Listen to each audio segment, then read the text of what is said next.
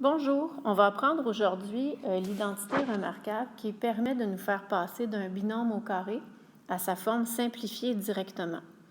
Une identité remarquable, c'est un peu comme un truc. Quand on reconnaît le modèle où on peut appliquer l'identité, ça nous permet d'aller plus vite et de se sentir très intelligent. Donc, pour découvrir cette identité-là, j'ai choisi 3 exemples. Vous pouvez aller à votre page 11 et on va compléter la partie qui est en bas ensemble. Premier exemple de binôme au carré, c'est x plus 3 à la 2. X plus 3 à la 2, par définition, c'est x plus 3 fois x plus 3. Donc, pour résoudre ça, pour simplifier ça, on va multiplier le premier terme avec le premier terme, ça fait x à la 2. Le premier avec le deuxième, plus 3x. Le deuxième avec le premier, encore une fois, plus 3x. Et 3 fois 3, ça donne 9. Si on simplifie ça, on a 2 termes semblables ici au milieu, donc ça va nous donner x à la 2 plus 6x plus 9. On fait la même chose avec le y moins 5 à la 2. Donc, par définition, y moins 5 à la 2, c'est y moins 5 fois lui-même. On fait la double distributivité. Y fois y, y à la 2. Y fois moins 5 y. Moins 5 fois y, moins 5y encore. Et moins 5 fois moins 5, plus 25. Si on simplifie, ça va nous donner y à la 2, moins 10y, plus 25. On travaille maintenant sur le dernier trinôme. Alors, on a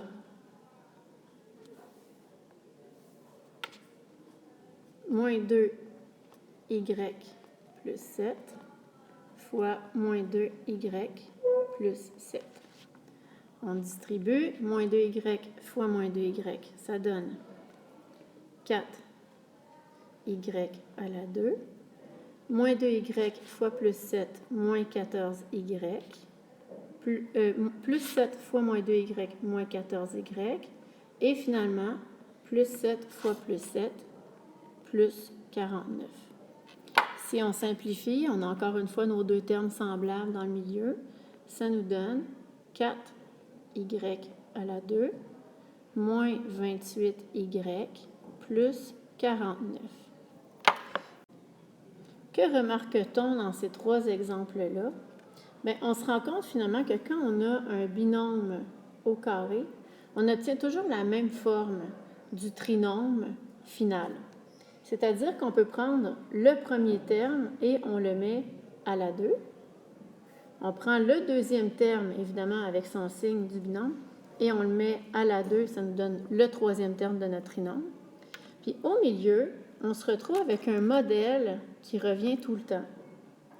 Et qui proviendrait de où? Le 6x, finalement, provient de 3x plus 3x. Donc, on pourrait dire, finalement, que c'est x fois 3 fois 2. Le moins 10y qui est ici proviendrait de y fois moins 5y fois 2. Et finalement, le moins 28x qui est ici proviendrait de moins 2y fois plus 7 fois 2. Ça nous donne moins 28y. Qu'est-ce qu'on peut donc émettre comme conjecture? On peut donc dire que quand on a un binôme au carré, ça nous donne toujours le carré du premier terme, plus ou moins le double produit du premier terme par le deuxième, et le carré du deuxième terme. Évidemment, le carré du deuxième terme ici va toujours être positif parce que quoi qu'on mette au carré, ça va toujours être positif. Vous pouvez donc écrire la conjecture au bas de la page. Je la réexplique. Lorsqu'on voit qu'on a un binôme au carré,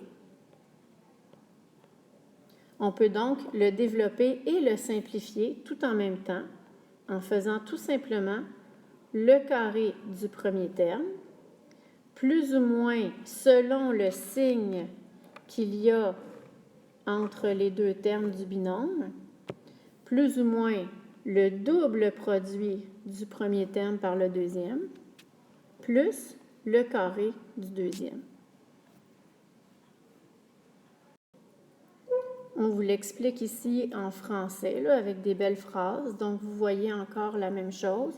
Alors, en réduisant le développement du carré d'un binôme, on obtient toujours un trinôme dont la forme est constituée du même modèle, c'est-à-dire le premier terme est le carré du terme du binôme. Le deuxième terme est le double du produit des deux termes du binôme. Et le troisième terme est le carré du deuxième terme du binôme. Ça explique aussi pourquoi, on l'a répété souvent, au début de l'année, on avait toujours tendance à vouloir distribuer un exposant sur les termes d'un binôme. On n'a pas le droit de faire ça, donc maintenant on en a la preuve. Parce que quand on applique la définition du carré, bien, on se rend compte qu'il y a un terme central qui apparaît, qui correspond au double produit du premier par le deuxième. On peut aussi utiliser l'identité remarquable à l'envers, c'est-à-dire la réciproque de l'identité qu'on vient de voir, en se disant que si on reconnaît un trinôme qui a cette forme-là, qu'on connaît maintenant, qu'on sait reconnaître, mais on peut se dire que finalement, ce trinôme-là est un trinôme carré parfait parce qu'il provient d'un binôme au carré. Il faut évidemment vérifier que le terme central correspond bel et bien au double produit de A par B. Si c'est le cas, ce sera donc un trinôme carré parfait qu'on appelle, qui provient donc du binôme au carré. Petit exercice, parmi les trinômes suivants, lesquels sont le carré d'un binôme? Donc, comment les reconnaître? Mais il va falloir les tester, en guillemets. Alors, si le premier est le carré d'un binôme, c'est donc que le binôme était constitué de la racine carrée du premier, c'est-à-dire x, de la racine carrée du dernier, qu'on peut faire aussi, qui serait 8. On va aller voir le signe qui précède le terme du milieu, qui est un plus. Et on va tester à savoir, est-ce que ça fonctionne? Est-ce qu'effectivement, le plus 16x correspond au double produit de x par 8. X fois 8, ça fait 8x, fois 2, ça fait effectivement 16x. Donc, le premier trinôme ici provient effectivement de 8, x plus 8, à la 2. Donc, c'est un trinôme carré parfait. On va tester le deuxième. Alors, pour le deuxième, on va aller faire la racine carrée de x2 qui nous donnerait x, la racine carrée de plus 9 qui donne 3. On va aller voir si le terme central correspond bel et bien au double produit de x par 3.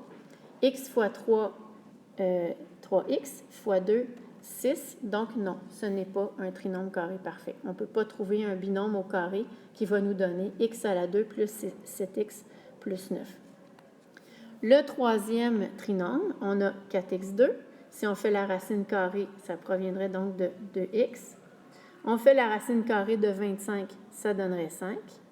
On regarde le terme central qui correspondrait au double produit. On a un signe négatif ici, donc ce serait un moins. Est-ce que 2x fois moins 5 fois 2 donne effectivement moins 20x? Oui, c'est le cas. Donc, le trinôme 4x2 moins 20x plus 25 provient directement de 2x moins 5 à la 2.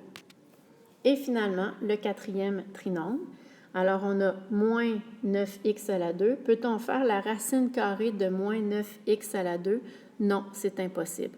Donc, ce trinôme-là n'est pas possible, c'est-à-dire que c'est un trinôme qui ne proviendrait pas d'un binôme au carré. On arrête là directement. Ce serait la même chose si le signe du dernier terme était négatif. Lui aussi, n'oubliez pas là, que le dernier terme provient du carré d'un terme, donc ça ne se pourrait pas. Là, on ne pourrait pas avoir un signe négatif ici. On vient donc d'éliminer la possibilité d'un binôme au carré. Voilà!